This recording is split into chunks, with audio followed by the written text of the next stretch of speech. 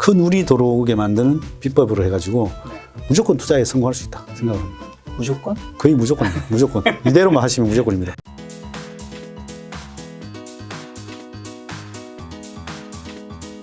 오늘 책은 바로 투자를 잘한다는 것입니다. 주가가 사실 계속 왔다 갔다 하잖아요. 네. 오늘도 장을 보면 오늘 좀 1% 좀 더 넘게 또 올랐던데 며칠 전에 또 계속 떨어지고 했는데 이런 등락은 우리가 좀 어떻게 견딜까요? 일단은 첫 번째는 일단 내가 투자한 기업에 대해서 그 투자한 기업이 어떤 걸 하는지 확실하게 알아야 되는 거죠. 그래야 내가 어떻게 보면은 이 주가 등락을 견딜 수 있는 거고 이 회사가 솔직히 뭐 자산도 많고 수익도 건나고 성장성도 좋은데 팔 필요가 없는 거잖아. 네. 근데 이제 그걸 주가 등락을 일희일비할 필요가 없는 거죠. 잠깐 빠지면 어떻게 보면 땡큐 할 수 있는 거죠. 그 회사를 잘한다면. 기업에 대해서 확실히 알아야 되고, 그 다음에 이제 얼마에, 이 회사의 가치가 얼마 된다. 나는 뭐, 이 가격은 올 수 있겠다. 뭐 지금 10,000원짜리, 2,000원 하는데 이 회사가 10,000원 갈 수 있다. 그런 이제 자기 판단이 있어야 되는 거죠. 그래야지 중간에 이 장파도에서 견뎌낼 수 있는 거죠. 그래서 나는 이 회사가 목표치가 없으면 안 되는 거죠. 나는 이 회사는 보통, 물론 수정이 될 수는 있어요. 중간중간에 이 회사 계속 뭐 수익을 내고 잘 되면은 수정이 될 수 있지만, 이 회사의 가치는, 이 가치는 충분한데 너무 싸다. 그러면 이제 그 가치 평가를 잘 해야 되는 거예요. 어떻게 보면 기업의 주가는 계속해서 흔들리지만 내가 그 기업을 바라보는 그 관점이 흔들리지 않는 그걸 가져야 된다는 거예요. 네네. 그렇게 하고, 그 다음에 마지막으로 이제 손실을 감내할 수 있는 범위 내에서 투자를 해야 되는 거죠. 그렇게 너무 과도한 레버리지를 쓰면 안 되는 그럼 거고. 그 기업을 잘 알아야 된다는 건데 종합적으로 판단할 때 좀 살펴봐야 될 거 한 뭐 몇 가지 있다면 뭐가 있을까요? 주식 투자할 때 보통 이제 기술적 분석하고 기본적 분석이 있잖아요. 그렇죠. 기술적 분석은 차트라든지 뭐 보는 거고, 뭐 기본적은 뭐 회사의 가치를 보는 거잖아요. 네. 근데 이제 사람들이 이제 주식 투자는 이제 미인대라 그러잖아요. 네. 근데 이제 사람마다 일단 예를 들면 물건을 구매할 때 어떤 사람은 가격을 좋아하는 사람이 있고 가격이 싼 걸 좋아하는 사람이 있고 어떤 사람은 품질만 따지는 사람이 있고 그렇죠. 어떤 사람은 디자인을만 좋은 사람, 좋은 걸 원하는 사람이 있고 그러나 다 다양하게 있는 거죠. 근데 제가 생각하기에는 이것들을 종합적으로 판단을 하는 게 좋다고 생각하는 거죠. 그게 한 6가지 기준을 뭔데요? 부합하는 것들을 사면 좋겠다는 거죠. 네. 그러니까 예를 들면 뭐 아까 물건 구매할 때 뭐 품질, 가격, 디자인을 다 보듯이 네. 이제 주식을 고를 때는 그다음에 차트 보고 그다음에 재료가 어떤 재료가 있는지 보고 그다음에 가치가 어느 정도 되는지를 보고 그다음에 이제 수급이 누가 이렇게 사고 있는지 수급이 좋은지 뭐 기관이 사는지 외국인이 사는지 보고 그다음에 뭐 배당이 얼마나 주는지 그다음에 이제 이 회사가 성장성이 있는지 이런 것들을 보고 투자하는 게 좋습니다. 차트와 재료와 가치와 수급과 배당과 성장성. 수급 측면에서는 개인이 사는 것과 외국인과 기관이 사는 게 있다면 누가 살 때가 조금 더 우리가 좋게 받아들여야 돼요? 정답은 없나요? 정답은 없죠. 어차피 기관들이 산다고 해서 꼭 올라가지는 않고 그렇죠. 그것도 뭐 외국인들이 산다고 지속적이 돼야 되는데 그래도 주가적인 측면에서는 좀 어떻게 보면 일정적으로 지속적으로 사는 거는 만약에 꽂혀서 살 때는 기관들이 좀 유리한 면이 있는 것 같아요. 외국인들은 좀 들쭉날쭉 할 때가 많아서 그래서 뭐 어쨌든 한 종목에 꽂혀서 사는 거는 기관들이 더 유리하다. 그렇게 보여지고. 그 다음에 이제 물론 뭐 그 개인들도 뭐 이렇게 어떤 뭐 특정 세력들이 이렇게 사는 경우도 있으니까. 그렇죠. 자, 말씀해 주신 6가지 중에 첫 번째가 차트인데 차트에서 사실 많은 분들이 모두가 알고 있는 것 중에 하나가 이제 이동평균선, 이평선이잖아요. 이평선 또 제대로 보는 방법이 있다면서요? 네네. 좀 뭔가요?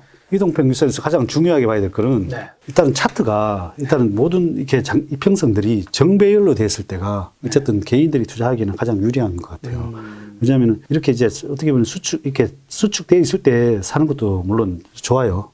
저 같은 경우에는 이렇게 이렇게 다 응축돼 있을 때 사는 것들이 뭐 모아가는 입장에서는 제일 유리한데 근데 이제 확산되는 구간이 살 때는 이렇게 정배열로 모든 것들이 이렇게 예를 들면 뭐 241선 밑에 그다음에 위에 121선 그다음에 61선 그다음에 21선 11선 5일선 이렇게 정배열이 되는 구간에서 사면 최고의 안정적으로 살 수 있는 구간이 때가 많아요. 그래서 일단은 이 정배열인 구간에서 살 때 좋다. 그럼 뭐 일단은 싸게 사려면은 사실은 뭐 역배열에서도 사긴 사는데 그거는 이제 기업 가치가 확실하게 분석됐을 때고 그럴 때 일단은 주가 수익적인 면에서는 정배열로 살 때가 정배열 때 사는 게 좋다는 거는 역배열 때 좀 조심하자라는 얘기가 또 되는 거겠죠? 그렇죠. 역배열이 했을 때는 반대로 그러니까 정배열이 되고 나서 또 눌림목을 줄 때가 있어요. 정배열로 이렇게 전환되고 또 이렇게 올라갔다가 눌림목 줄 때 사는 게 상당히 유리하고요.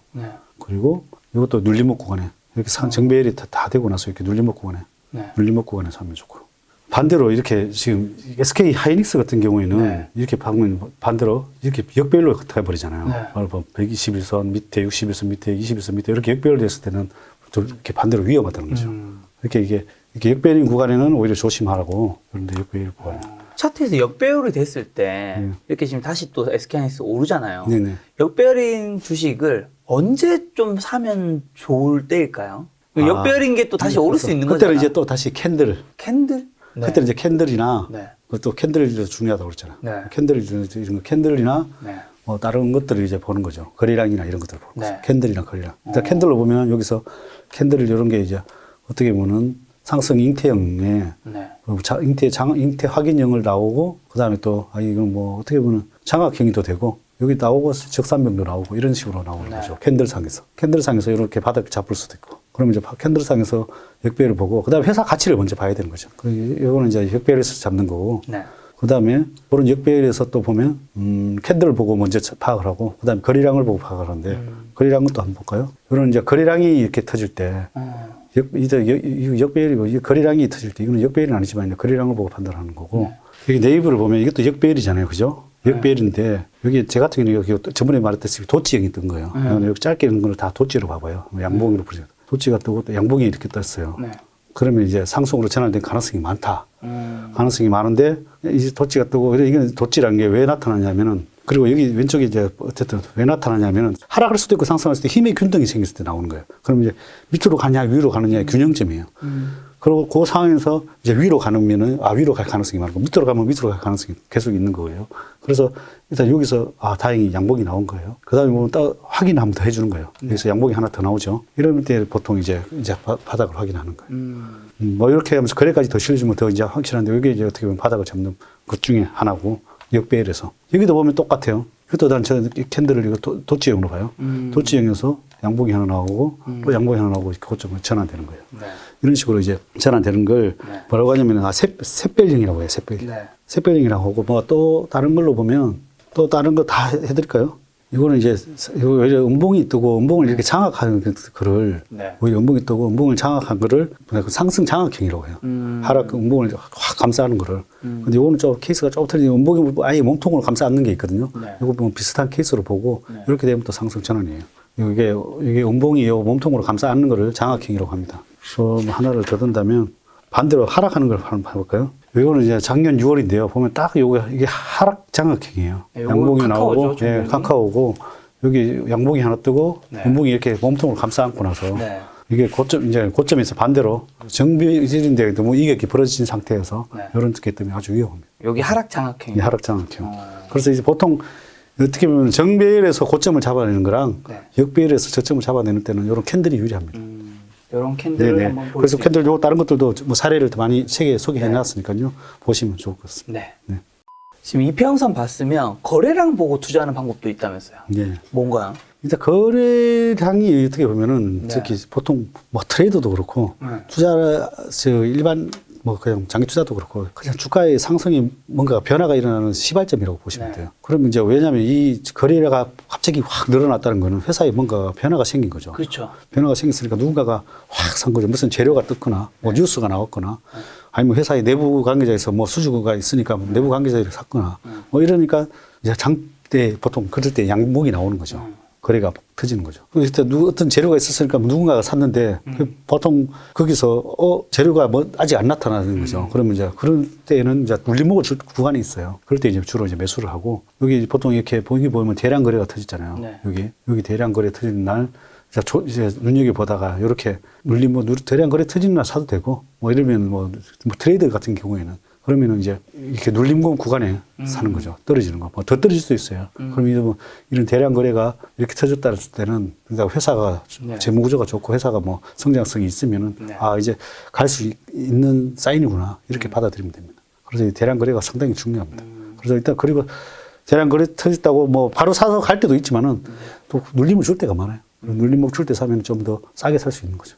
그런 또 이것도 대량 거래 터지고 또 눌림목 주고 이렇게 가잖아요. 그 거래량이 정말로 중요하다. 떨어질 때도 마찬가지로 네. 대량 거래 터지고 떨어질 때가 많아요. 그래서 뭐 거래가 안 터지고 떨어지는 경우도 있지만은 대량 거래 터지고 만약에 음봉을 한다든지 뭐 윗꼬리가 나온다든지 이런 거 조심해야 되는 거죠. 우리 주식 투자할 때 보면 탑다운으로 하는 경우도 있고 바텀업 할 때도 있는 거잖아요. 네. 어떻게 보면 산업을 읽고 좀 투자를 하는 거는 탑다운인 거 아닌가요? 그렇죠. 산업을 읽고 투자하는 게 탑다운이고. 네. 예. 둘 중에 좀 어느 게 개인 투자한테 좀 맞다고 보세요? 개인 투자. 어떤 방법을 좀 투자해야 될까요? 저는 사실 뭐 탑다운도 쓰고 바텀업도 쓰는데요. 초반에 투자했는 게 탑다운 방식이고. 그렇죠. 어때 뭐 바텀업의 예시는 어떤 거죠? 바텀업은 예를 들면 뭐 국일제지라든지 대륙제관이라든지 이런 게 이제 바텀업이죠. 그리고 처음에 투자한 것들은 탑다운 방식이고 예를 들면 뭐 핸드폰 만드는 회사, 네.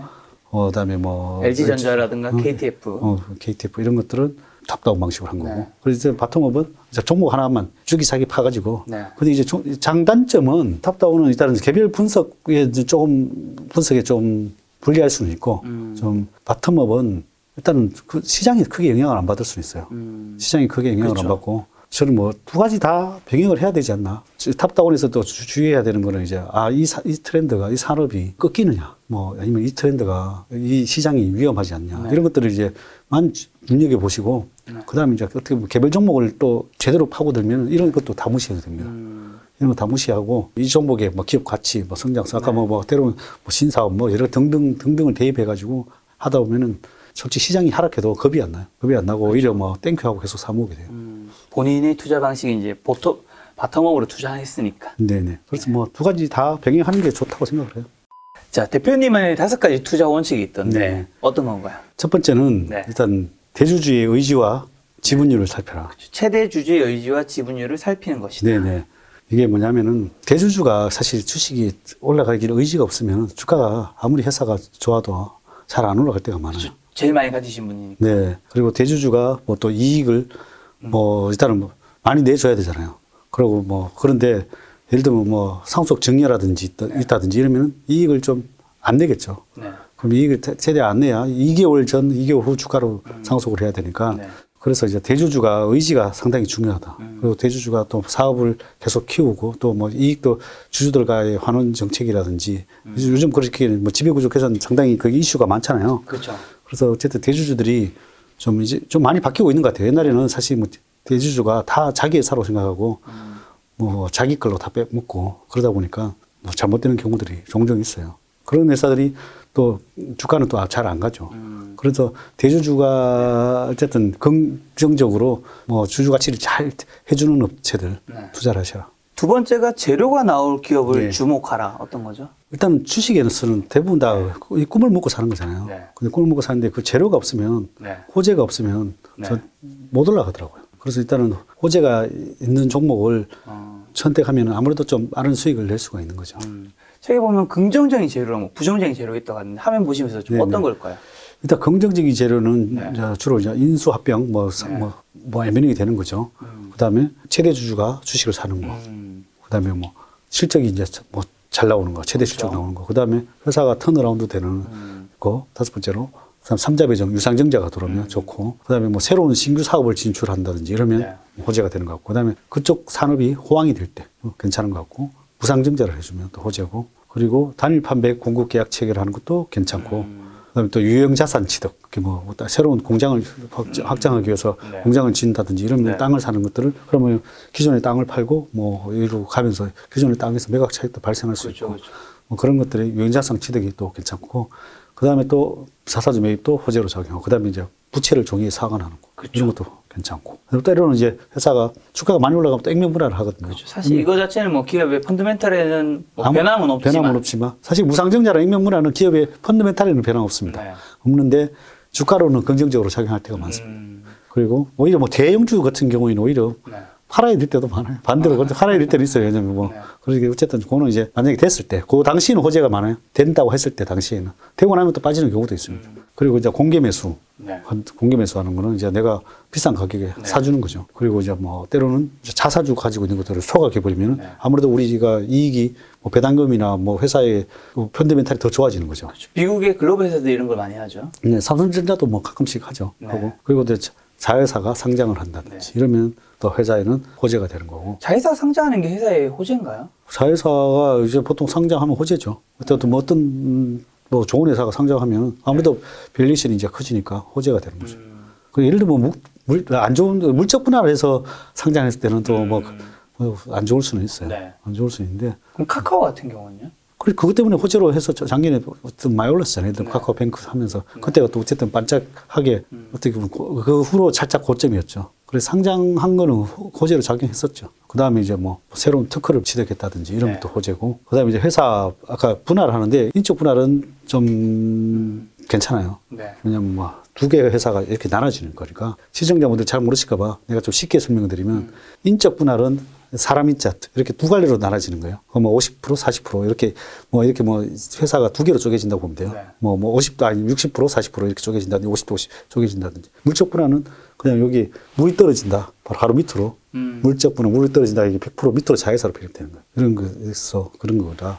그리고 회사가 인적 분할되는 경우에는 회사가 두 개가 생기는데 꼭 한 회사가 이익이 나는 경우가 상당히 많아요. 예를 들면 한 개는 뭐 지주회사가 되고 한 개는 뭐가 되고 이렇게 되면서 이제 지주회사보다는 새로운 그 이제 사업회사가 상당히 크게 올라가는 경우들이 종종 있어요. 네. 그래서 둘 중에 하나는 많이 올라가면서 제가 이렇게 인적 분할 회사들은 뭐 적게나도 한 30% 수익은 나더라고요. 보통은 인적 불화보다는 이제 물적 불화를 주가에 좀 안 좋게. 그렇죠. 반대로 이제 부정적인 재료로 이제 네. 물적 분할은 부정적인 재료로 작용하고. 자, 그러면 이제 재료에 좀 부정적인 재료는. 부정적인 재료는 이제 뭐 영업 환경이 악화되고 실적이 안 좋은 네. 거죠. 그다음에 이제 정부 정책이 이제 적대적으로 우리 회사가 안 좋게 변하는 거고. 규제가 많아지는 거고. 뭐 최근에 뭐 카카오도 어떻게 보면 규제가 되면서 그렇죠. 지금 그 부정적으로 작용하는 거죠. 네. 그리고 또 뭐 회사가 자본 잠식이 되는 거죠. 네.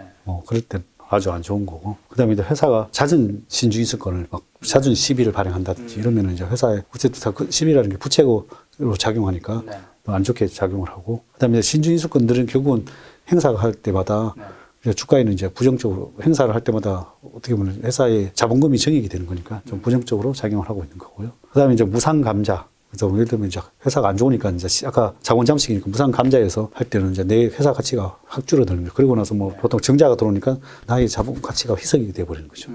그래서 별로 안 좋은 거고. 그리고 또 자사주 처분. 자사주를 이제 회사 자사주를 이제 뭐 처분할 때. 근데 자사주 처분과 지금 오른쪽에 있는 긍정에 있는 자사주 매입과 자사주 소각과 있잖아요. 네네. 자사주 소각과 처분은 뭐가 다른 거예요? 처분은 이제 다른 사람한테 이제 파는 거죠. 이제 시중에 이제 매물로 나오는 거죠. 자사주를 회사에 가지고 있으면은 회사에 이걸 빼고 회사에 이제 어떻게 보면은 이거는 자사주를 가지고 있기 때문에 다 회사로 다 돌아가는 배당도 이게 다 돌아가는 거고 회사에 다 돌아가는 거잖아요. 이거는 어떻게 보면 지분에서 빼야 되는 거죠. 근데 이걸 돌았다는 거는 정자된 거랑 똑같은 거죠. 정자된 거. 약간 단어는 뭔가 처분 소각 좀 비슷해 보일 수 있는데. 물론 또 그래서 처분이 또 긍정적으로 작용할 때도 있어요. 왜냐하면 이걸 우호 지분한테 긍정적으로 이렇게 누구한테 넘겼을 때 뭐 긍정적으로 작용할 때도 있어요. 지금 이게 부정과 긍정이 있다고 해서 반드시 그쪽은 아닐 수 반드시는 있다. 아닙니다. 예, 호재로 작용할 때도 그럴 있어요. 확률이 높다는 거죠. 확률이 높다는 거죠. 네. 그다음 관리 종목. 그다음에 관리 종목 지정되면 안 좋은 거고. 네. 그리고 이제 또 이제 회사가 적립매매 때는 뭐 적립이 들어가면 거의 뭐 상패니까 네. 안 좋은 거고. 그다음에 이제 공매도가 많아지면 공매도가 많아지면 어쨌든 공매도를 했다는 자체는 벌써 어떻게 보면 스마트한 사람들이 벌써 내용을 알고 있다 해서 공매도를 산 거죠. 네. 그거는 뭐 어쨌든 그 공매도를 칠 수 있는 사람들은 우리보다도 다 선수들일 거 아니에요. 일반인들이 할 수 있는 상황은 아닙니다. 공매도가 많으면 조심해야 되고. 그다음에 주주배정 증자, 유상증자 하면 일단 주가는 폭락합니다. 왜냐하면 일반 주주들은 주주배정 증자에 돈을 참여하는 걸 싫어합니다. 그래서 대주주가 직접 넣어주기를 주주쯤에는 오히려 호재로 작용하고 네. 주주배정 증자하면 이제 악재로 작용합니다. 네. 그리고 이제 잦은 공시 위반, 뭐 벌점을 먹어도 그 벌점이 계속 쌓이면은 그것도 상패 사유가 되니까 공시 위반하는 거 별로 안 좋고요. 그리고 대주주가 이제 지분을 뭐 야금야금 팔 때는 오히려 주가가 급등하면은 대주주들이 막 지분을 팔거든요. 그럴 때는 거의 좀 상투일 때가 많아요. 조심해야 되고. 그 다음에 이제 주식 담보 계약 책을 이런 것들이 많으면 안 좋고. 최근에 오스템 임플란트. 이거 참 큰일인데. 네. 야. 어떻게 그런 일이 생기나 몰라. 회사의 거의 뭐 기업 가치만큼 그래도 그러니까. 하여튼 뭐 그런 것들, 담보 계약이 너무 많은 것도 안 좋다. 그리고 감사 의견이 이제 부적정, 뭐 이래서 한정 이런 것들 나오면 이제 안 좋은 거고. 네. 좀 전에 얘기했다시피 물적 분할. 네. 안 좋은 거고. 이런 긍정과 부정적인 재료들이 있으니까 시청자분들이 한번 확인해 보시고 투자하시면 좋을 것 같고요. 세 번째 원칙이 실적 성장과 재무적 안정성이 보장된 기업에 투자하라. 이건 어떤 얘기일까요? 일단 회사가 실적이 일단 잘 나오면은 회사가 올라갈 수밖에 없잖아요. 그리고 회사가 기업 가치가 튼튼한 기업들을 살고 성장성이 좋은 기업을 사야 된다는 거죠. 네. 제가 이거를 숫자라고 했는데 숫자가 잘 나오는 기업에 투자를 해라. 네. 뭐 그렇게 말씀드리고 싶습니다. 자, 네 번째 원칙이 멘탈을 이길 정도로 확신할 수 있는 기업에 투자하라. 아까 뭐 비슷한 얘기는 해주신 것 같아요. 맞아요. 일단은 회사가 첫 번째 일단 기업 분석이 잘 돼 있어야 어쨌든 대부분 다 심리 때문에 회사를 못 견디니까 파는 사람이 많아요. 일단 뭐 일단 충분히 하락할 때 보통 하락했다가 또 뭐 하락했다 견디는 사람도 있지만은 하락해서 못 견디고 파는 사람도 많거든요. 그리고 또 겨우 올라오면 이제 본전인가 보다 팔고 나오는 사람들이 많거든요. 그래서 그 심리를 이겨내 회사가 철저하게 분석이 돼 있으면 그 심리를 이겨낼 수 있거든요. 그리고 또 펀더멘탈이 이제 올라갔다 반대로 올라갔는데 회사가 내 기업 가치보다 너무 막 올라가는 펀더멘탈이 됐으면 이제 심리를 다른 데이 막 열광할 때도 팔고 나올 수 있는 거죠. 그래서 심리가 중요하다. 그리고 마지막으로 이제 차트는 이제 기술적 분석으로 이제 회사에 좀 더 싸게 사고, 아까 좀 전에 뭐 차트를 여러 가지 대입하면 싸게 사고 좀 적당한 시점에 들어갈 수가 있잖아요. 그래서 차트가 잘 보고 투자하면 싸게 사고 비싸게 파는데 유리하다. 그래서 내가 이거를 큰 울이 들어오게 만드는 비법으로 해가지고 큰 들이 들어오게 심자 해서 대재수. 재수는 문이잖아요. 대재수 심자. 지금 이미지에 보이듯이. 대재수 심차 이렇게 해가지고 요 외우셔가지고 나는 5가지 투자 원칙을 꼭 지키겠다. 그러면 이제 내가 봐서는 무조건 투자에 성공할 수 있다 생각을 합니다. 무조건? 거의 무조건입니다. 무조건. 이대로만 하시면 무조건입니다. 그렇죠. 돈을 잃기는 또 쉽지 않겠죠. 네, 유도가 맞습니다. 잘 돼 있다면.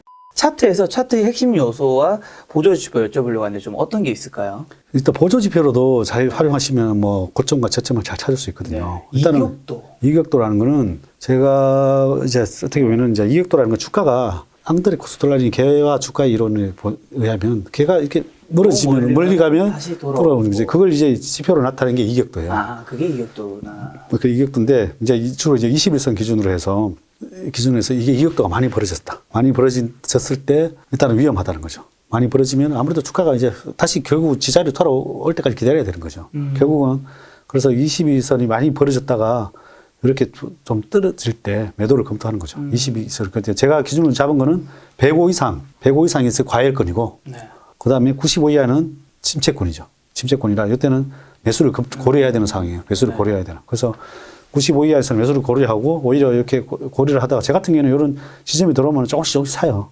그러다가 이렇게 또 돌파되는 시점에서 이제 좀 추가 매수도 합니다. 그래서 반대로 105의 과열권이 들어오면 조금씩 팔고 팔다가 이렇게 또 떨어지는 시점에서 조금 더 팔고. 그래서 이것만 보면 또 안 맞을 수가 있으니까 그래서 또 다른 저는 보조지표를 한 2가지를 더 쓰고 있어요. 하나는 스토캐스팅이고 이 스토캐스팅은 또 아까하고 똑같은데요. 이 퍼센트 K 값이 이제 과매수권이 들어가면 80%가 넘어가면 과매수권이고요. 20 이하로 들어가면 과매도권이에요. 그래서 이 과매도권에 들어오면 일단은 매수를 고려하고 그리고 고려하다가 이걸 이렇게 벗어날 때 오히려 적극적으로 매수를 하고 반대로 이제 과매수권이 들어오면 이제 매도를 고려를 하고 이렇게 벗어날 때 매도를 하는 거죠. 그리고 마지막으로 이렇게 심리도라고 심리도라는 거는 내가 얼마나 이렇게 주가가 많이 이제 며칠 동안 많이 올랐냐를 나타내는 지표거든요. 그래서 많이 올랐냐를 나타내는 지표인데 거기 이제 많이 올랐다가 이것도 이제 10번이 이제 올랐으면 이제 지표가 과열권에 들어가는 거죠. 그럼 이제 이렇게 75 이상일 때 매도를 고려하고요. 그다음에 반대로 25 이하일 때 매수를 검토하는 거예요. 그리고 이게 또 오히려 돌파를 한다면은 적극 매수하고 그렇게 해서 이 3가지 지표를 잘 활용해가지고 한 뭐 2가지 이상이 복합적으로 잘 맞아 떨어지면 매수 매도가 잘 맞아 떨어질 수가 있어요. 이렇게 보면 지표가 3가지가 다 뜰 때가 있죠. 뜨면은 거의 고점이고, 그럼 3가지 다 뜰 때가 고점이죠. 2가지만 떠도 이렇게 고점이고, 반대로 이 지표가 이렇게 2가지 떴을 때 저점이고 고점이고 이렇게 신기하게 다 맞아 떨어지죠. 그래서 이 고점 지표만 잘 활용해도 저점과 고점을 다 찾아낼 수 있다. 이 3가지 어떻게 보면 교집합일 때가 매수 매도를 좀 확률이 좀 높아지는 거예요. 엄청 높아지는 거죠. 하나지만 쓰면은 아무래도 좀 보조 지표다 보니까 오류가 발생할 수는 있어요. 그래서 한번 병행을 하면 아주 좋습니다. 좋네요. 좋은 팁이네요. 아주 좋은 팁입니다. 역시 첫 책을 내시면서. 제가 그렇죠. 초보부터 고수까지 또 유용하게 쓸 수 있는 것들 많이 넣어놨습니다. 시청자분들이 많이 활용하시면 좀 좋을 것 같다는 생각이 들었습니다.